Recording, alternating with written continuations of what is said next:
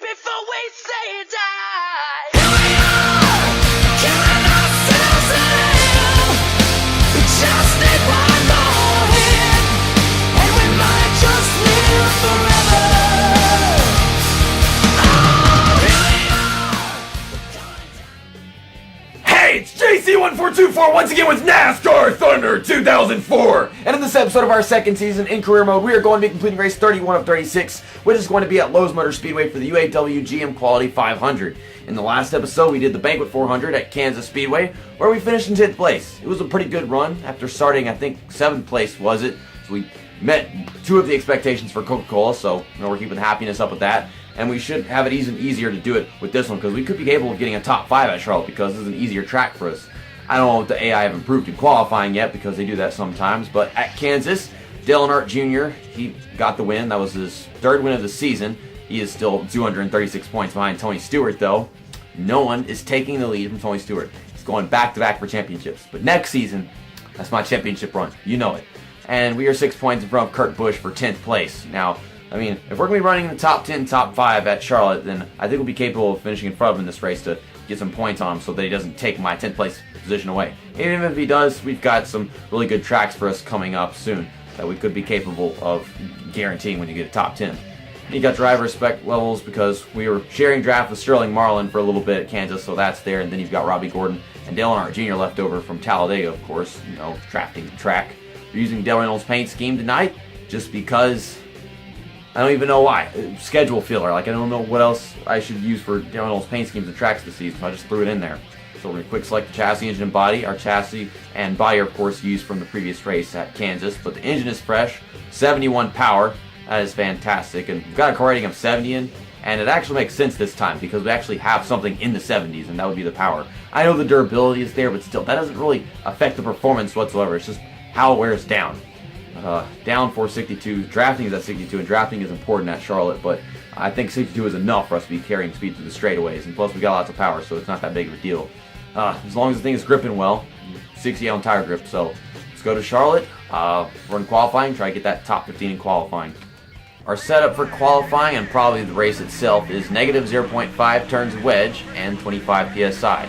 Now this is a track where you happen to get loose off the corners, and the tires don't wear down too badly, so I really think that giving on 25 psi for the entire race would be a good idea. And with the wedge adjustment that I made, it was previously on 0 turns of wedge, and the tire pressure was already on 25, which is actually default, but the best idea would be just leaving them tires, lots of pressure in them, but having the car slap the corners a little bit. Just gonna have to be able to keep it under control. Just using this lap to warm up. How was that? 38. Holy crap. Well, let's make turn 1 perfect. Ride that middle lane. Ooh, I see my car is leaving some tire marks just because we're sliding through the middle. That was a pretty decent turn 1 and 2. Try to make turn 3 even better. Dive it to the bottom. Hold them brakes. I got on the back on the throttle, but I might have waited too long because it's turning really easily off of 4. Okay, can we get that top 15? Top 15? 29.22. I don't know. 6th. Oh! That's on the outside, so it's already bad enough as is. Also, I saw that Kenny Wallace is starting on the front row. Kenny Wallace, sometimes I just wish you were never conceived. And he's starting next to Dale Earnhardt Jr. It's like the first time in ages that Tony Stewart hasn't been up there. Okay, we're on the outside of Sterling Marlin, which you didn't exist either. We were pulling in front of him as soon as the race started. It's like I actually started 15th. Golly, hit detection was just kind of off right there because I didn't actually touch him, but got a little contact anyhow. And in reality, we made contact, but it's just kind of, the contact happened before I actually touched him. Ricky Craven's trying to put on a block, but I'm already underneath him. And we got 15th place going into turn 3. Damn, this thing is not turning. I can feel it wanting to go up into Ricky Craven. We also got Hermie Sadler starting in front of me. That's another driver that shouldn't be up here. I mean, it's probably going to happen either way. I saw Kurt Busch is starting 4th or something, which sucks because I need a finish in front of him for sure. It's just sliding up into the middle. I'm going too fast in. I need to arc it down better, but I have to not have a car on my outside to be able to do that. I'm taking a run on the outside right here because Jeff Burton's on the bottom. Okay, don't hit Jeff Burton though. Okay, we got a better arc this time. We're going to push him on the bottom. Oh, look at us go. Golly, we get sideways. Gotta keep my eye on that. Kenny Wallace started in second place, and he has already fallen out of the top 10 after just 2 laps. Oh my goodness! I almost hit Jeff Burton. You look at the freaking position counter. I just realized that. I went from 11th to 12th to 11th to 12th to 11th to 12th. Okay. That probably sounded so stupid, but I'm stupid, so it's okay. Hello, Mark Martin. Kurt Busch ain't having the best of the races either because he's falling back a few spots. Well, we're in the top 10, so it didn't take us too long. I'm really going to have to finish in the top 5 in this race now because we just barely missed out on that top 15. Because now it's 1 for 3, and 1 for 3 is not enough to raise the happiness whenever it comes to the Coca-Cola contract. At least as far as I'm concerned, it's not enough. So, got Elliott Sadler and Ryan Newman. Looks like Kurt Busch is still losing positions because Mark Martin just got around him. We're going to make it 3 wide going into turn 3. I'm hitting the freaking apron. Entering from the bottom like that lost me some of my momentum, but we're still going to get a run off of 4 to complete this pass on Elliott Sadler.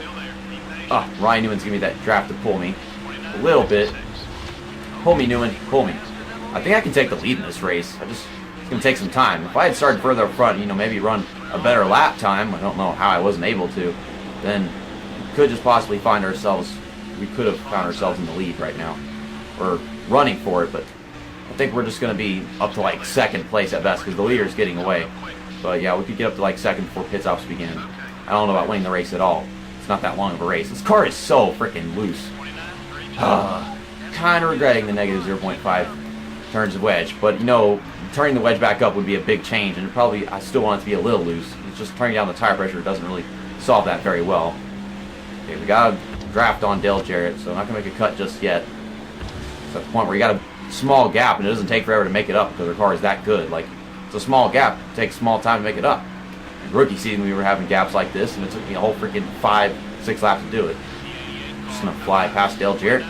So I have that draft, I can use it. I got the draft of other drivers, I can just keep on doing it. It seems like them, they just stay bunched together. I think that's Dale Earnhardt Jr. that's holding in the lead. It's a red car, and obviously we haven't passed Dale Earnhardt Jr. yet, so it would have to be him. Tony Stewart is trying to get to 2nd place from Jimmy Johnson. I just rear-ended Harvick. Whoops. But it's like I want to go to the bottom and make the pass, but I'm not turning down early enough. Okay, pull me, Stewart, pull me. Always having someone on the bottom lane pull me down the straightaways just so I can finish a pass. Don't hit Harvick, JC. This is not how I want to enter turn 1. I keep on driving down to the apron, entering the corners, and eventually I'm going to find myself getting spun with the car just flopping around the freaking corner because it does that. The banking, it just upsets the car, but somehow it hasn't yet.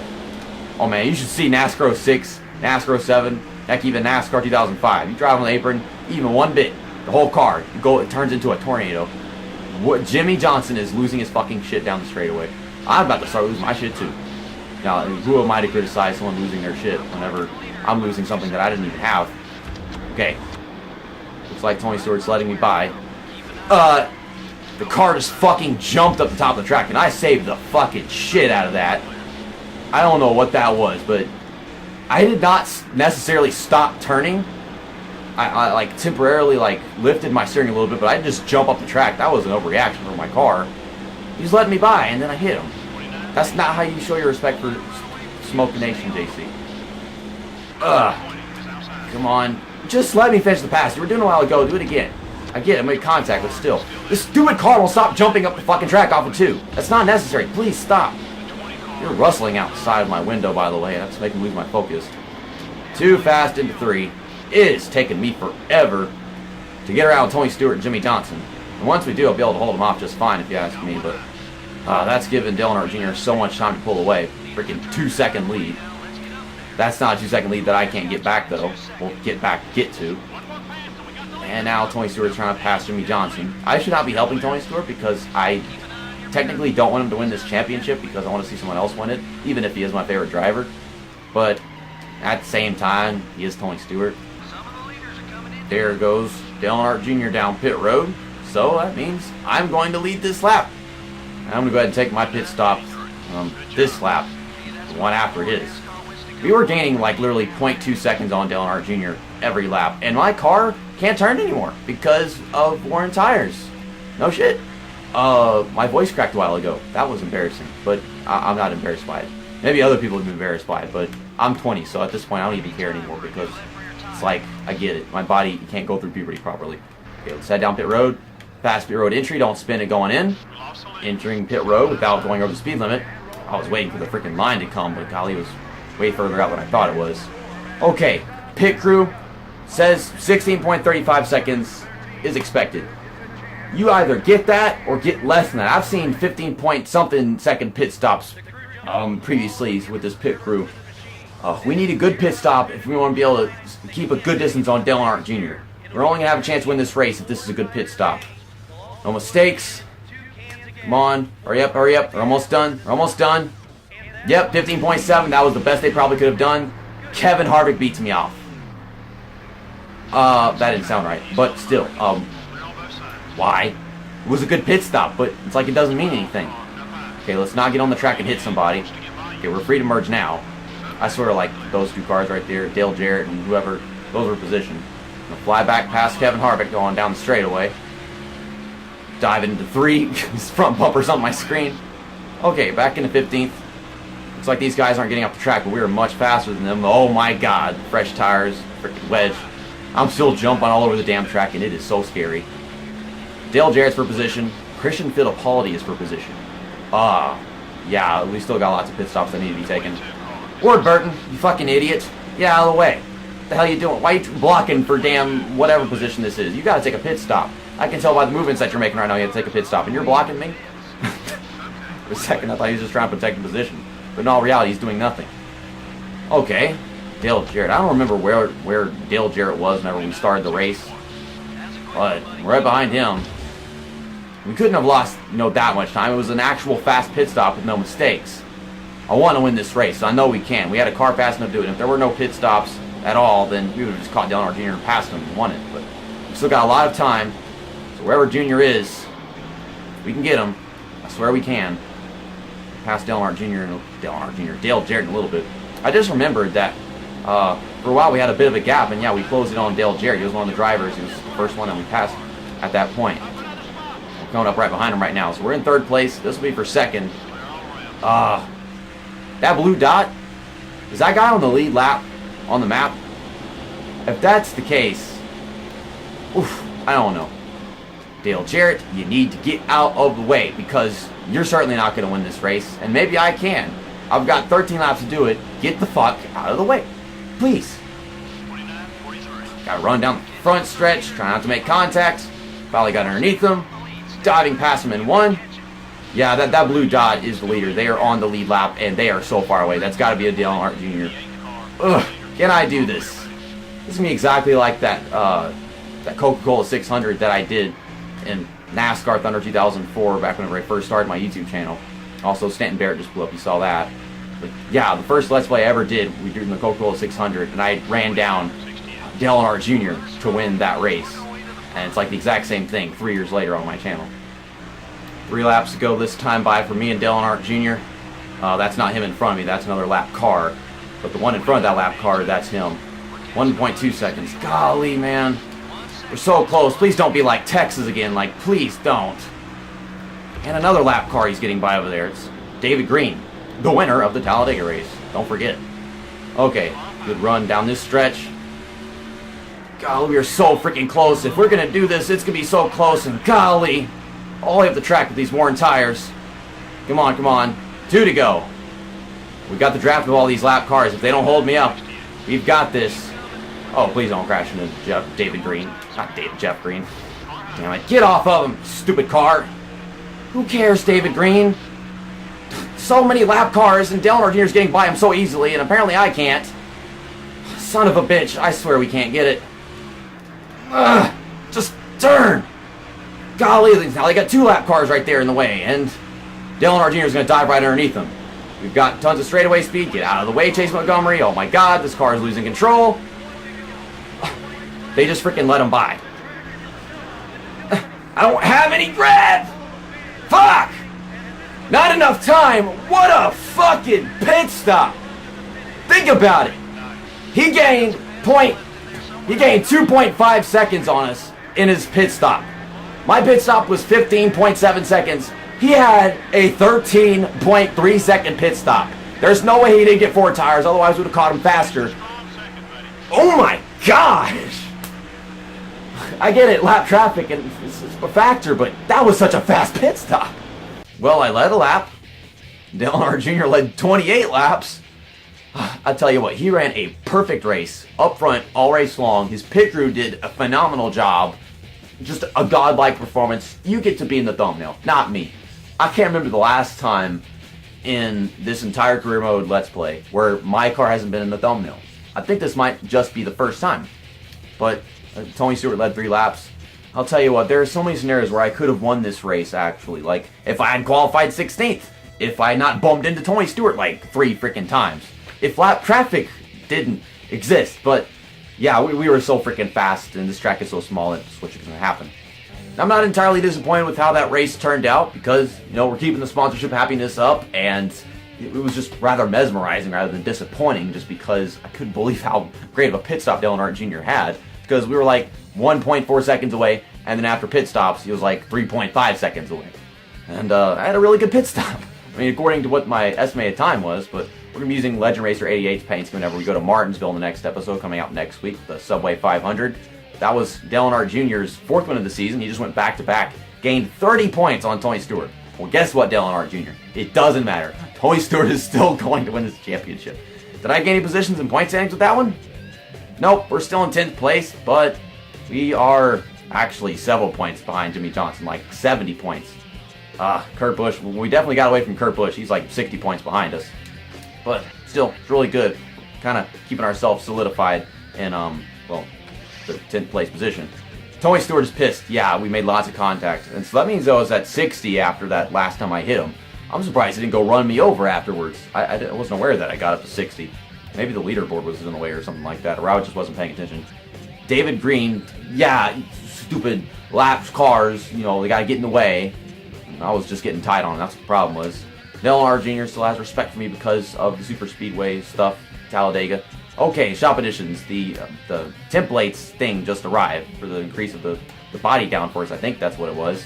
And instead of going to engines to increase power again, because I'm really not that concerned about efficiency, which is just like, you know, fuel mileage, and really that's the only problem at like Daytona, but not even that anymore. I would go to boring plates to increase engine power, but we're going to change up the order a little bit. We're going to go for the increase on tire wear, because our tires have been wearing down a lot, and I've been talking about that in many videos in this season. So I'm going to buy the skid pad, which is going to cost us $600,000 for 6 races. And that just eliminates half of my bank account. But we're actually going to be selling some equipment. We're going to be selling the body that we just used for the second time, because this one right here is going to be coming in soon. 65 downforce and 66 drafting. That doesn't sound like a lot for, you know, something that we just finished getting built, but we actually just did, of course, get that body edition come in. So I almost clicked sell. I meant to sell this one. Like, I don't know if, I guess you could sell something that's being built. I mean, it would have asked me if I was sure anyhow. But yeah, we're going to go ahead and sell this one. I mean, if we were to overhaul that one instead of the other one and sell it, then in that situation, it wouldn't be as good as this one whenever we overhaul this one, probably after a couple races. 67, 67. And an overhaul on this would be better than this right here. That's how much progress has been made since we started building the other body. And then, of course, we got a chassis thing to do right here.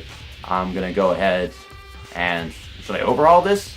Wait a second, JC, golly. I mean, the overhaul is 71 whenever it comes to tire grip, and this right here is on 72. I'll get to 73 next time. But this is coming in 3 races, 74, 69. Okay, so we'll use this for 3 races in a row, and then we'll start doing repairs or overhauls on it, and this is going to come in brand new. We don't need this anymore. So we're actually selling everything instead of actually overhauling anything. I don't know if that's a smart idea. This is the second time that I've decided to use equipment 3 times in a row this season, but I guess it's a good idea.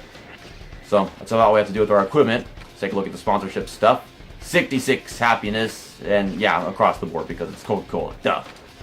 Yeah, so we're locked in top 10 place, or 10th place. Yeah, we're not going to fall all the way back to 20th, and I didn't get the top 15 qualifying. We're right outside that, but we got the top 5, so it went up.